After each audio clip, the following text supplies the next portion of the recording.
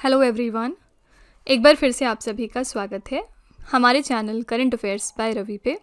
और ये है हमारी डेली करंट अफेयर्स की सीरीज़ जिसमें कि हम most important top 12 current affairs को हर दिन डिस्कस करते हैं। आज की क्लास में हम सिमिलरली बात करेंगे 19 नवंबर 2025 के 12 मोस्ट इंपॉर्टेंट करंट अफेयर्स के बारे में। और फ्रेंड्स, अगर आप पहली बार हमारे चैनल को विजिट कर रहे हैं तो मैं आपको ज़रूर रिक्वेस्ट करूँगी कि एटलीस्ट 10 दिन तक आप हमारी इस क्लास को करके देखिए।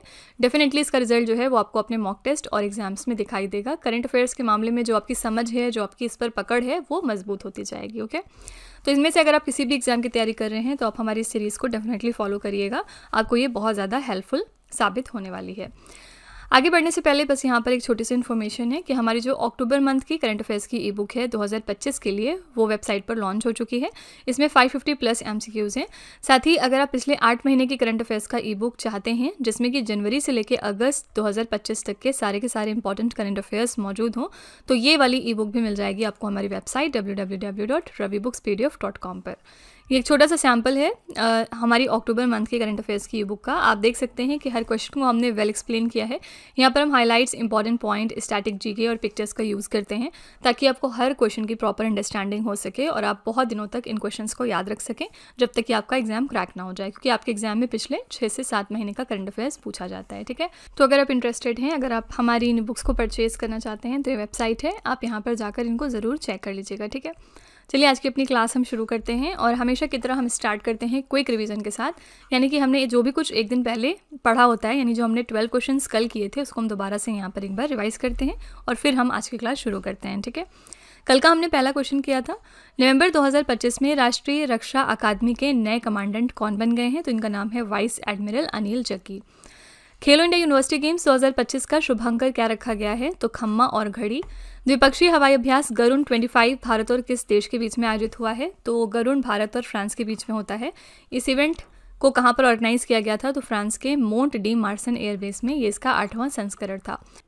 नेक्स्ट है भगवान बिरसा मुंडा और भारत की जनजातीय विरासत के सम्मान में जनजातीय गौरव दिवस 2025 हमने कब मनाया है? तो 15 नवंबर को वर्ष 2025 में बिरसा मुंडा की 150वीं जयंती मनाई गई है। नेक्स्ट है विश्व स्वास्थ्य संगठन द्वारा जारी की गई वैश्विक टीबी रिपोर्ट 2025 के अनुसार किस देश में टीबी के मामलों में सबसे अधिक कमी आई है? तो भारत में 21% की कमी देखी गई है। नेक्स्ट है नवंबर 2025 के में उपराष्ट्रपति CP राधाकृष्णन ने confederation of Indian industry partnership summit 2025 के 30वें संस्करण का उद्घाटन कहाँ पर किया है? तो ये उद्घाटन हुआ है आंध्र प्रदेश के विशाखापट्टनम में। इसके लिए थीम क्या रखी गई थी? टेक्नोलॉजी, ट्रस्ट और ट्रेड, नए भू आर्थिक क्रम में दिशा निर्देशन। ठीक है, नेक्स्ट है प्रदूषण कम करने के लिए ग्रीन फ्यूल लेवी लागू करने वाला दुनिया का पहला देश कौन सा बन गया? तो सिंगापुर ऐसा करने वाला पहला देश बना। नेक्स्ट है पूर्वी लद्दाख में 13,710 फीट की ऊंचाई पर स्थित दुनिया के सबसे ऊंचे एयरबेस में से एक मुड़ न्योमा एयरबेस का उद्घाटन किसने किया है? तो इसका उद्घाटन किया है भारतीय वायुसेना के प्रमुख मिस्टर AP सिंह ने। ठीक है, किस देश ने हिंद महासागर में 6,000 मीटर की गहराई पर दुनिया की सबसे गहरी पानी के नीचे अनुसंधान प्रयोगशाला बनाने की घोषणा की है? तो ये अनाउंसमेंट करी है भारत ने। किस राज्य के कृषि विभाग ने 38 वर्षों में अपनी पहली पहचान में बदलाव करते हुए नया प्रतीक चिन्ह और नया नारा शाश्वत खेती समृद्ध शेतकारी जारी किया है? तो ये महाराष्ट्र ने किया है। भारतीय रेलवे मालगाड़ियों की सुरक्षा बढ़ाने के लिए किस आर्टिफिशियल इंटेलिजेंस आधारित तकनीक को विकसित किया गया? तो दृष्टि को। और लास्ट है किस भारतीय संस्थान ने वास्तविक समय में बारूदी सुरंगों का पता लगाने के लिए नई पीढ़ी के man portable autonomous under water vehicle को विकसित किया है? तो DRDO ने। ठीक है, ये हमारे most important top 12 current affairs थे कल के। इनको अगर आप और ज़्यादा डेप्थ में जाके समझना चाहते हैं, डिटेल में पढ़ना चाहते हैं, तो आप हमारा कल का लेक्चर रेफर करिएगा। ठीक है, चलिए आज की अपनी हम धमाकेदार क्लास को शुरू करते हैं। पहला प्रश्न है आज का, नवंबर 2025 में किस देश ने नार्को आतंकवादी नेटवर्क को खत्म करने के लिए ऑपरेशन सदर्न स्पीयर को शुरू किया है? तो कौन सी कंट्री है जिसने लॉन्च कर दिया है अपना ऑपरेशन सदर्न स्पीयर? पर्पस क्या है? नार्को आतंकवादी नेटवर्क को खत्म करना। यहाँ पे करेक्ट आंसर है बी ऑप्शन, संयुक्त राज्य अमेरिका। ठीक है, तो यहाँ पे संयुक्त राज्य अमेरिका के रक्षा सचिव पीट हेग्सेथ, इनका पिक्चर ये है, पीट हेग्सेथ हैं ये। इन्होंने ऑपरेशन सदर्न स्पीयर की घोषणा की जो कैरिबियन और दक्षिण अमेरिका में एक बड़ा सैन्य अभियान होने वाला है। इसका नेतृत्व जो है वो साउथ कॉम कर रहे हैं, यानी कि joint task force southern spear और US साउदर्न कमांड। ठीक है, उद्देश्य क्या है? अमेरिका की सुरक्षा, नार्को आतंकवादियों का सफाया करना और कोकीन तस्करी नेटवर्क को बाधित करना। ओके, USA के कुछ स्टैटिक फैक्ट्स देखते हैं। राजधानी है इसकी वॉशिंगटन DC, और याद रखिएगा यहाँ पर कौन से 2 इंपॉर्टेंट ऑर्गेनाइजेशंस का हेडक्वार्टर है? इंटरनेशनल मॉनेटरी फंड का और साथ ही वर्ल्ड बैंक का। ठीक है, मुद्रा क्या है इसकी? अमेरिकी डॉलर। महाद्वीप यानी ये कहाँ पर स्थित है? उत्तरी अमेरिका में। और इसके 47वें नंबर के राष्ट्रपति बने हैं डोनाल्ड ट्रंप। ठीक है, तो यहाँ पे करेक्ट आंसर है B option, USA. Operation southern spear को लॉन्च करने वाला देश है यूएसए। इसी के साथ चलिए हम कुछ 2025 के प्रमुख ऑपरेशन की बात कर लेते हैं, जो ऑपरेशन 2025 में बहुत ज़्यादा चर्चे में रहे। पहला है कि इस ऑपरेशन के तहत भारत ने पाकिस्तान के आतंकवादी ठिकानों पर हमला किया था। ये तो मोस्ट फेमस ऑपरेशन है, ऑपरेशन सिंदूर। कब हुआ था? पहलगाम अटैक के बाद। ठीक है, जब इंडिया में पहलगाम अटैक हुआ था उसी के बाद इंडिया ने ऑपरेशन सिंदूर को लॉन्च किया था, जिसके तहत पाकिस्तान में जो भी आतंकवादी ठिकाने हैं उनको ध्वस्त किए गए थे।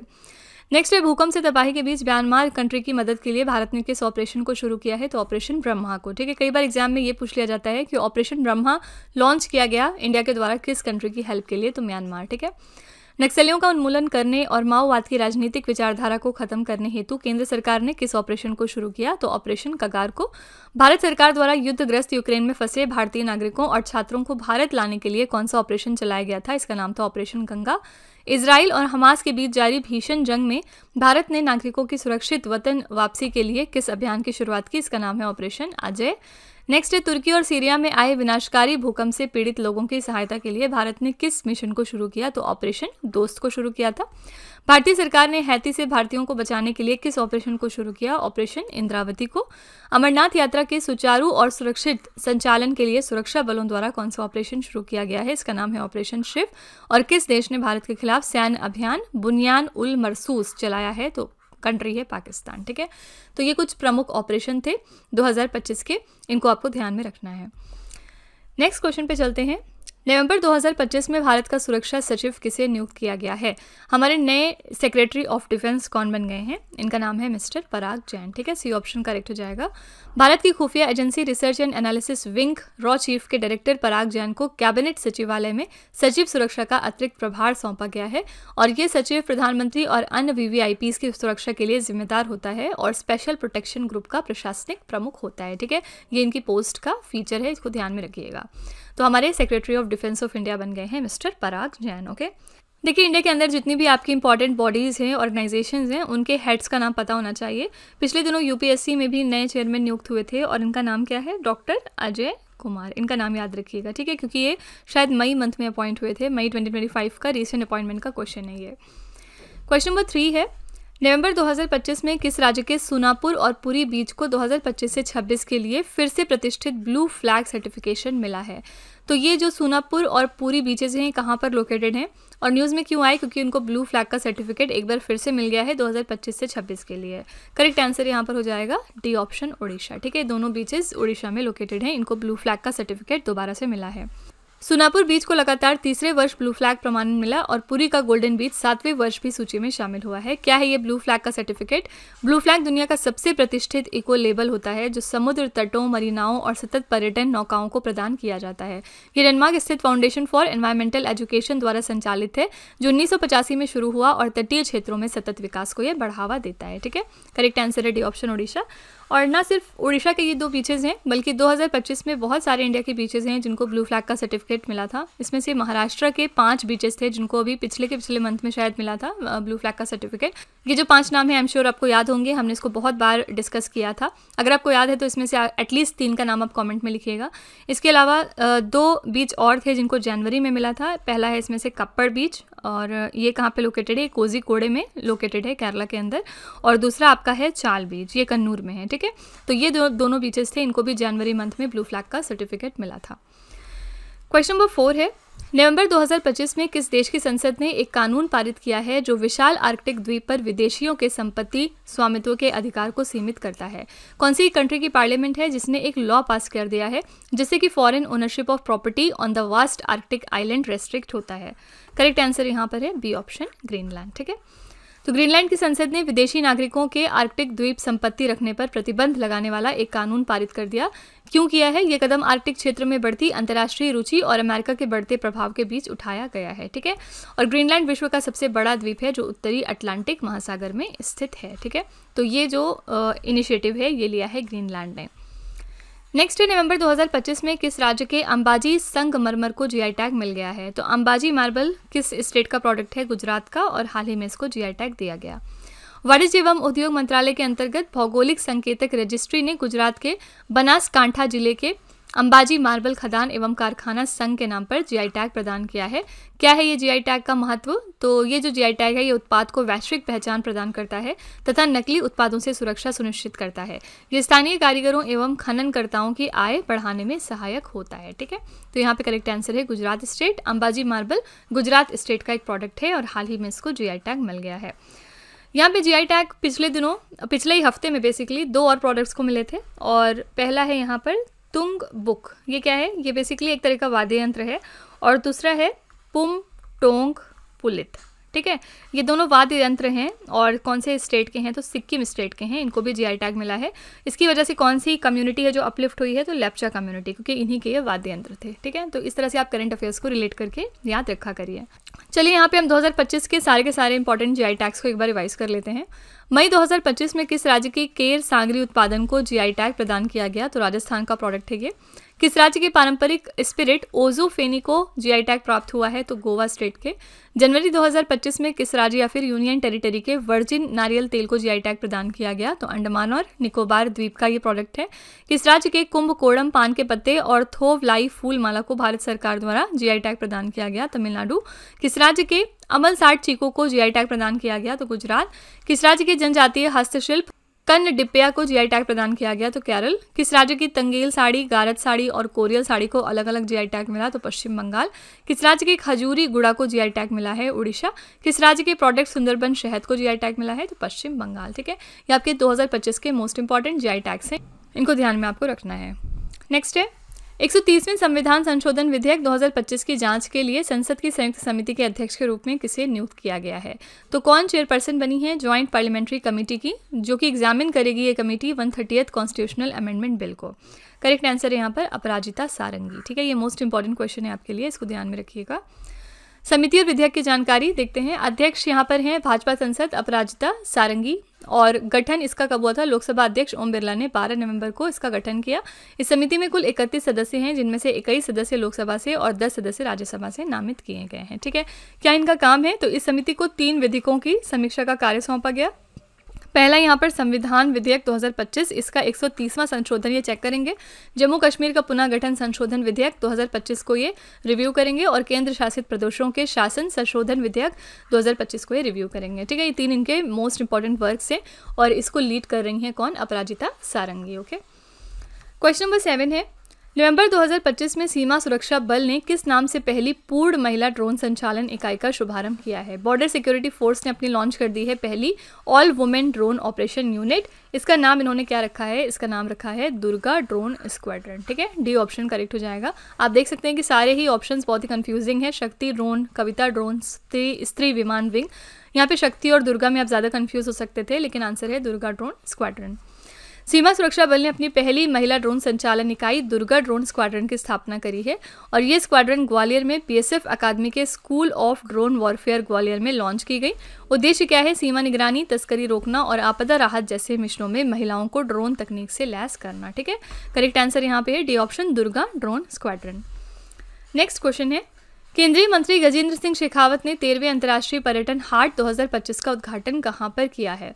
यूनियन मिनिस्टर गजेंद्र सिंह शेखावत ने इनॉग्रेट कर दिया है अपना 13th addition international tourism mart का। कहां से किया है? सिक्किम के कैपिटल गंगटोक से। ठीक है, तो ये अंतर्राष्ट्रीय पर्यटन हाट 2025 है, ये कहाँ पर उद्घाटित हुआ है? सिक्किम के गंगटोक में। कब से कब तक हो रहा है ये? 13 नवंबर से 16 नवंबर तक। भारत सरकार का पर्यटन मंत्रालय और सिक्किम सरकार मिलकर इसको ऑर्गेनाइज कर रहे हैं। इस वार्षिक आयोजन का मुख्य उद्देश्य क्या है? पूर्वोत्तर क्षेत्र, जिसे भारत की अष्टलक्ष्मी कहा जाता है, उसकी अपार पर्यटन क्षमता को घरेलू और अंतर्राष्ट्रीय स्तर पर प्रदर्शित करना। ठीक है, इसमें स्पेन, थाईलैंड, जर्मनी, फ्रांस, रूस और वियतनाम सहित 19 से अधिक देशों के प्रतिनिधियों ने भाग लिया है। ओके, करेक्ट आंसर यहाँ पे हो जाएगा ए ऑप्शन, सिक्किम का गैंगटॉक शहर। नेक्स्ट है मानव हाथी संघर्ष को कम करने के लिए किस राज्य के मुख्यमंत्री कुमकी हाथी प्रशिक्षण केंद्र और हनुमान परियोजना का शुभारंभ किया है? करेक्ट आंसर हो जाएगा डी ऑप्शन यहाँ पर आंध्र प्रदेश। ठीक है, तो कुमकी हाथी प्रशिक्षण केंद्र और हनुमान परियोजना का शुभारंभ आंध्र प्रदेश के उप मुख्यमंत्री और वन एवं पर्यावरण मंत्री के पवन कल्याण ने चित्तूर जिले में किया। कुमकी हाथी प्रशिक्षण केंद्र के बारे में देखेंगे तो चित्तूर जिले के मुस्लिमाडुगु में स्थापित ये किया जा रहा है।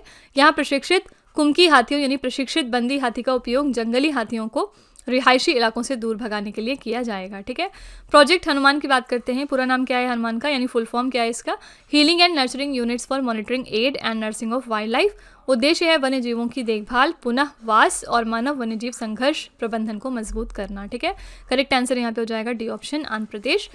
यहाँ पे हमने कुछ दिनों पहले बात करी थी कि जो वाइल्ड ह्यूमन कॉन्फ्लिक्ट है केरला स्टेट में, यानी केरला स्टेट ने ये देखा कि उनके स्टेट में जो इंसानों और जानवरों का मुठभेड़ है वो बहुत ज़्यादा बढ़ता जा रहा था। इस वजह से इन्होंने अमेंड करने की कोशिश करी है wild life protection act of 1972 को। ठीक है, अभी तक वाइल्ड लाइफ से रिलेटेड जो भी पावर्स हैं वो सेंटर के पास हुआ करती थी, लेकिन इस अमेंडमेंट के थ्रू केरला जो है कोशिश कर रहा है कुछ पावर सेंटर से अपने हाथ में लेने की। ठीक है, तो ये भी आपको ध्यान में रखना है कि कौन सा पहला स्टेट बना जो वाइल्ड लाइफ प्रोटेक्शन एक्ट को अमेंड करने की कोशिश कर रहा है, तो आंसर है केरला। नेक्स्ट है विश्व बौद्धिक संपदा संकेतक 2025 की रिपोर्ट के अनुसार 2024 में दुनिया के सबसे बड़े पेटेंट दाखिलकर्ता की सूची में भारत को कौन सा स्थान मिला है। World intellectual property indicators report जारी हो गई है और इसमें इंडिया की रैंक क्या है in the list of world's largest patent filters. तो हमारी रैंक इसमें आती है 6ठी। ठीक है, हम 6th पोजीशन पर हैं। इसके बारे में थोड़े से फैक्ट्स देखते हैं। विश्व बौद्धिक संपदा संकेतक 2025 की रिपोर्ट के अनुसार 2024 में भारत 63,000 से अधिक पेटेंट के साथ दुनिया का 6ठा सबसे बड़ा पेटेंट दाखिलकर्ता बनकर उभरा है।